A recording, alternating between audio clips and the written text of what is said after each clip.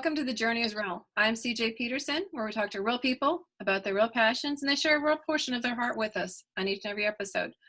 Today, my guest is Nancy Carter. Nancy is one of the founding members of Airborne Angel Cadets of Texas. We're going to be talking to her about her passion, which is Airborne Angel Cadets.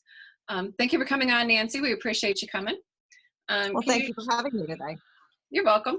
Can you share a little bit about what Airborne Angel Cadets of Texas is?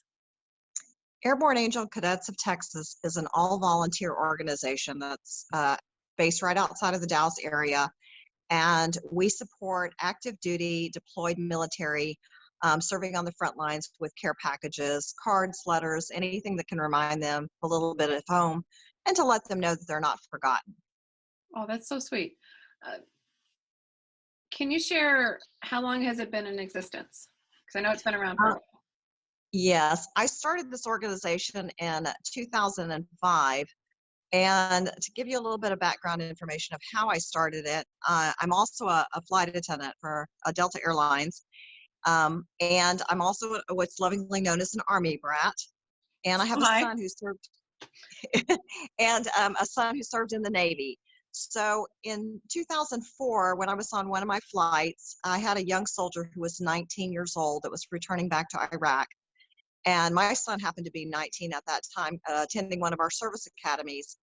And this young man that I had on board my flight was very upset and kind of nervous about returning. So, of course, as a flight attendant, I always strike up a conversation, welcome them on board, give them a big hug. And I asked him, if everything was okay. And he shared with me that he was nervous about going back to Iraq. He had lost several battle buddies, and that he hoped that he came back alive. As a mom, that just struck me. So I tried to liven up the conversation a bit and ask him about his family and about care packages and mail. And he shared with me that he wasn't getting any mail at all. In fact, his family couldn't afford to send him anything. And that mail call was so important for morale, but yet there were, along with him, others that were not getting any mail. Well, as the mom with a 19-year-old, I could not imagine not being able to send my son or daughter anything from home. And that conversation haunted me. So when I returned back to the Dallas area after my trip, I had a group of friends from my son's high school, and we were all gathering together once a month to send our college kids care packages. And I shared my story with them and asked, ladies, would you like to change direction and maybe support some troops? I'll do the research. I'll find out how we can adopt some platoons or some unit and become their moms and send them care packages every month or every other month, however we could do it. Got a resounding yes, and that's how we started. We adopted our first platoon of 35 in January of 2005, and we haven't looked back.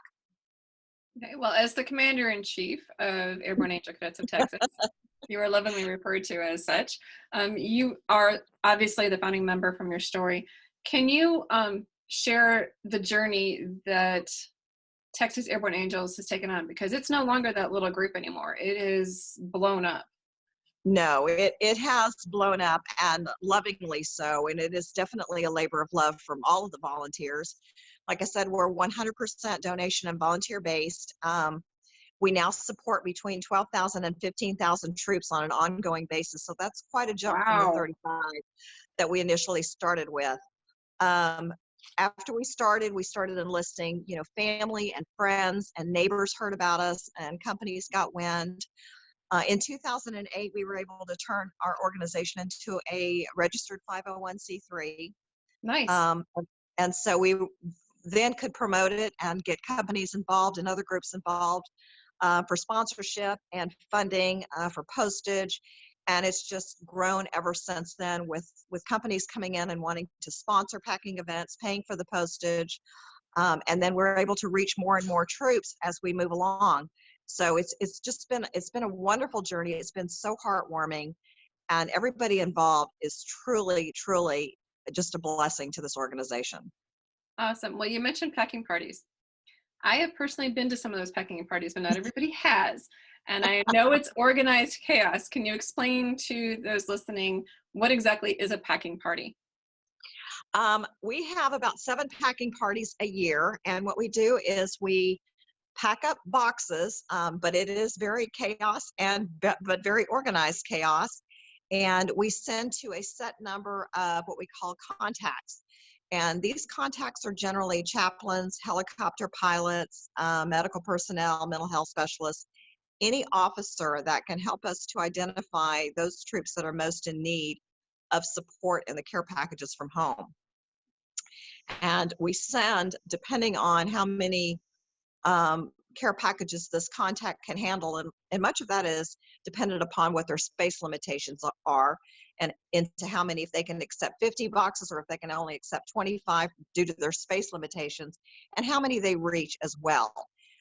If they're able to push boxes down to forward operating bases and command outposts, we send them a little bit extra too, because our goal is to reach as many troops that are in remote locations that do not have the basic amenities, whether it be 3 hot meals a day or running water or anything, access to a PX, a base exchange where they can buy those amenities. Our goal is to reach as many of those that are in the most remote locations, in the hot spots of the world. Now, when you do the packing parties, I'm aware that sometimes there are themes. Yes. Can you share some of those themes, and can you also share what exactly is in those boxes that you're actually sending them on an average shipping? Because people aren't aware exactly, what it is that you're looking for as far as donations for the troops. Well, each of our packing parties does have a theme, and that's to give the troops a little bit of fun and a break, and also for us volunteers too. It's fun to shop for different themes. And of course, many are centered around the holidays. We have a Valentine's, a 4th of July, Halloween, Christmas, of course. And then we have some fun ones thrown in with Greetings from Texas, which is our next upcoming packing event, where we'll send Texas swag and piñatas, chips and salsa, cans of jalapenos, anything that's Texas oriented. And then we have a Beat the Heat packing theme, which is swimming pools, squirts, water guns and squirt guns, water balloons, anything to help them beat the heat. A lot of the troops and chaplains will use those swimming pools for their canine units. So we like to take care of our 4-legged soldiers as well. And so when we do get a canine unit, we like to send dog treats and things that they can have fun with as well. And then our final theme is Hawaiian luau.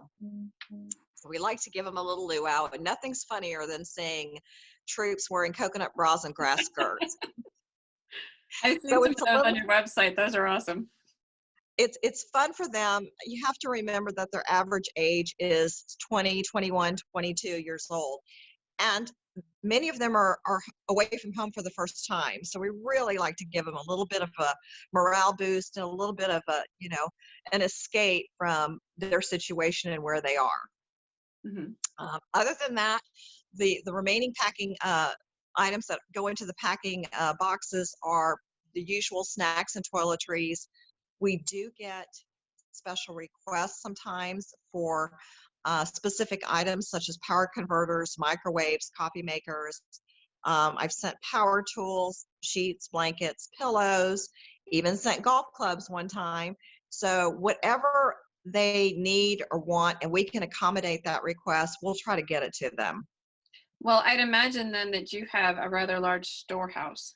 How did you find that, and how is that working out? The first 9 years of our operation, we operated out of donated office and warehouse space, which was wonderful, although we did have to truck goods to a specific country club in order for us to pack the boxes and then haul them off to the post office to mail. But after that, after about 11 years, we were forced to rent a facility for the first time. And so that presented a whole new challenge of having to raise additional funding for rent and utilities and all that's involved in having a specific office / warehouse space. So we have about 6,000 square feet at the moment, and every inch of it is full. And with that said, we had to change our packing formats a little bit to a sponsorship format to bring companies in to help sponsor these events to pay for the postage, because raising funds for postage was always our biggest challenge Mhm. We spend roughly $70,000 a year in postage alone, sending almost 4,000 boxes.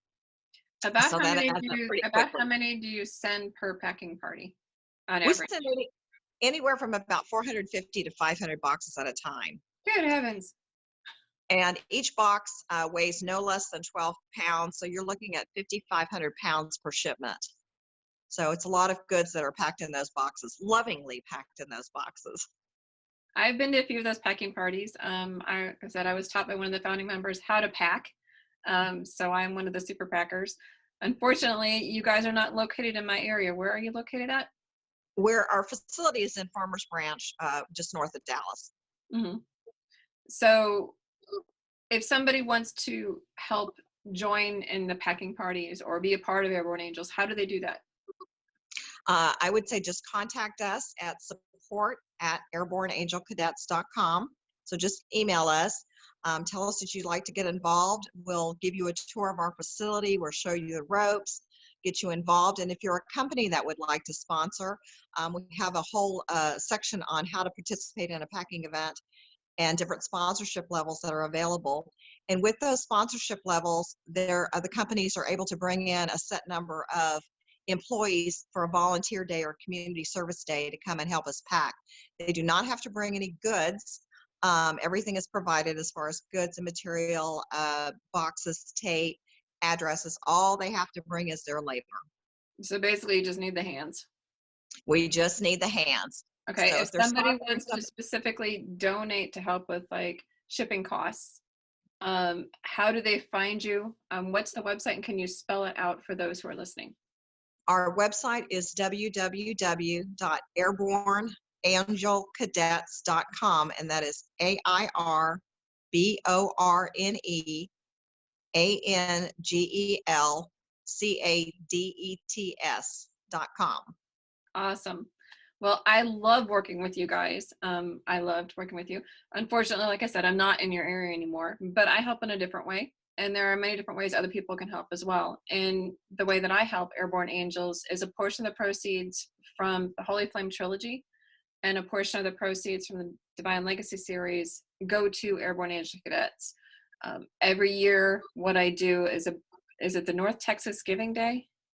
Yes. September. What I do is I donate the portion then because it's usually a match, and so they will almost double it. So that's one way you can do it. You can also help with Amazon Smile. Absolutely. Part of Amazon Smile. You guys are also part of Kroger, correct? Correct.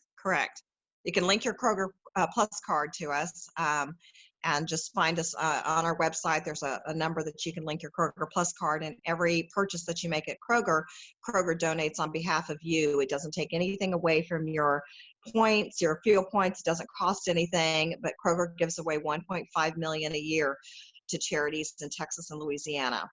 Mm-hmm. And Amazon Smile does as well. That's the other way that my husband and I Correct. can help you guys is we do Amazon Smile. It goes to Airborne Angels as well. Correct.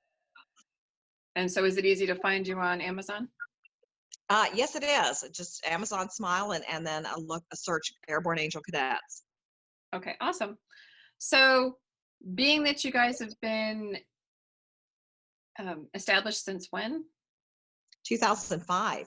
2005. I'm sure since that point, there have been stories that have touched your heart over the years. Would you mind sharing some of those with us? Oh, absolutely. We receive so many stories and emails and letters from troops that say how important those care packages are and how their morale is boosted. Just when mail comes in, it's just unbelievable. And I've got a letter here that I'll read to you really quickly. Mm-hmm. And it says, Dear Angels, I have thought long and hard how to type what I actually want to say, but after deleting many, many lines, a deepest, sincere thank you is the best I can do. I tried to fluff it up with a bunch of wishy-washy words, but really, when we opened your box, it was decorated with colored paper inside with hearts, candy, and personal drawings. It hit our hearts. Aww. That box is the epitome of what a care package is. Simple, basic, but stuffed with more care than goodies. Nothing better describes how we felt when we received your care package.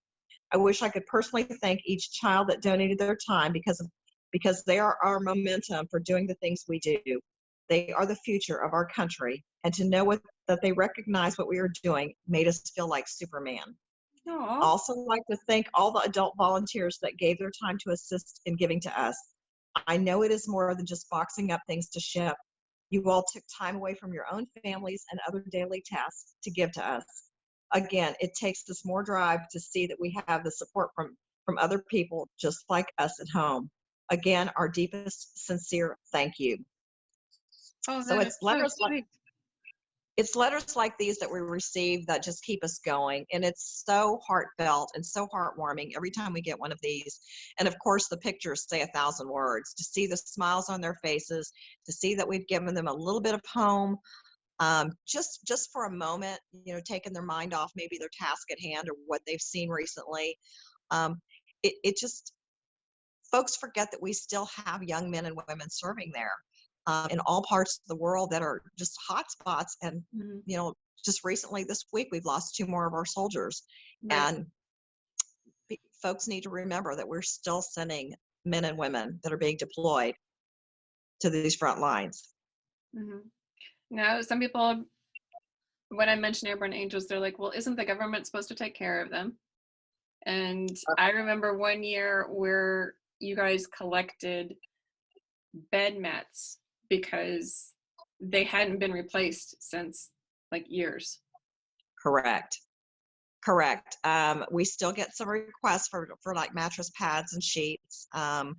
Oftentimes they have just one set of sheets, and if it goes to a laundry service, if they have a laundry service and they're not able to do their own laundry, it may take a week back for those sheets to return to these troops. So they've got nothing to sleep on except for the bare mattress. Well, some of those mattresses, needless to say, have been used by multiple troops, and so you can imagine what they might look like. Just other things, that we've come to know, that some of the chow halls are not open for 3 meals a day in these remote locations, so they're having to eat their MREs, which is okay if that's all you have. But I would like a hot meal a day, and so we try to send them a shelf-stable, microwavable meals, that they can have if they're wanting a hot meal and they come back and the chow halls are closed. So any number of things. I travel for a living, and I always tell people that my company provides me with my uniform and a place to stay in the transportation. If I want an extra pair of socks, or if I want a book to read, or a magazine, or I need toothbrush or toothpaste, that's all on me. Well, the same thing goes for a lot of these military troops. They have to buy or purchase or have sent some of the basic necessities that they need from day to day. So we're there to fill that gap. And what I keep reminding folks is that troops are in country all year long, not just at Christmas. So we have come to find that one of the times that the morale is the lowest is during the summer months when it's 120 degrees outside. So folks need to remember, just importantly, in the summertime as it is at Christmas, to send those care packages. Yeah, my husband's a retired Navy senior chief, and when he was over there, he would have to take the temperature every day outside and write it down. And he said the highest he saw was 145. It was Oh, I believe it. 145, and that was obviously in the heat of the summer. And that I just, believe it. It's unreal what they have to go through on some of these troops. And of course some of the bases are more established than others, and so we look at that when we do adopt the troops. We look at how established and how readily available some of their nearby amenities are, and we'll know, we tailor their boxes to exactly what they need. If they need more specific things and they're in a more remote location, of course they're going to get more goods. So we do look at that. Our boxes are not meant for individuals, and if that makes sense, our boxes are what we call shared boxes. So one contact will get 50 different boxes, and no 2 boxes will contain the same items. Packing in this manner for us allows us to send a greater assortment of goods, so that we can send anywhere from 80 to 100 different items, so that everybody in that unit will find something they may need. right. And people don't also understand that, not every base has an exchange or a PX. They don't Correct. have that. Sometimes it's a tent city. Correct. Sometimes they're starting to shut the base down. What's the first thing that gets shut down? the exchange. Yeah. And so, not everybody gets that portion of it. In the United States, we see what we have and we see what the bases have, and they think that that's what they have over there, and it really isn't. That's very true. And sometimes we send things that the troops have said we didn't even know we needed until we got the box. So it's kind of funny because once we sent them command hooks, just regular hooks that you would never think about. But they said once we got there, we realized we didn't have a place to hang our towels. So Mm-hmm. those command hooks became really important to us. Just little things like that that they don't realize that they may need. We've done it for so long now that we've got a list of items that we're constantly including everything in those boxes so that when we do get a new unit, we're like, hey, we got you covered. We got your back. We're going to take care of you. And without, fail, you're going to get something from us every 6 to 8 weeks, just like we're mom. So Now, how does a person get a hold of you guys to potentially set that up for their unit or somebody that they know in a unit? just email us at support@airborneangelcadets.com and give us the name of the contact and email of the contact person that we will be communicating with that's deployed. And so we'll ask them a series of questions so that we can better tailor their boxes and find out information for them, because we also need to find out when their mail cutoff is, because cutoff is generally a month before redeployment or when they come home because of the lag time of mail. So we always want to ask specific questions so that we don't miss anybody or send mail that's not going to be delivered on time. Well, and that brings me to another question, because people are always changing places all over the place. What happens when you send a box to a specific person that is the initial person that you had contact with and they're not there anymore?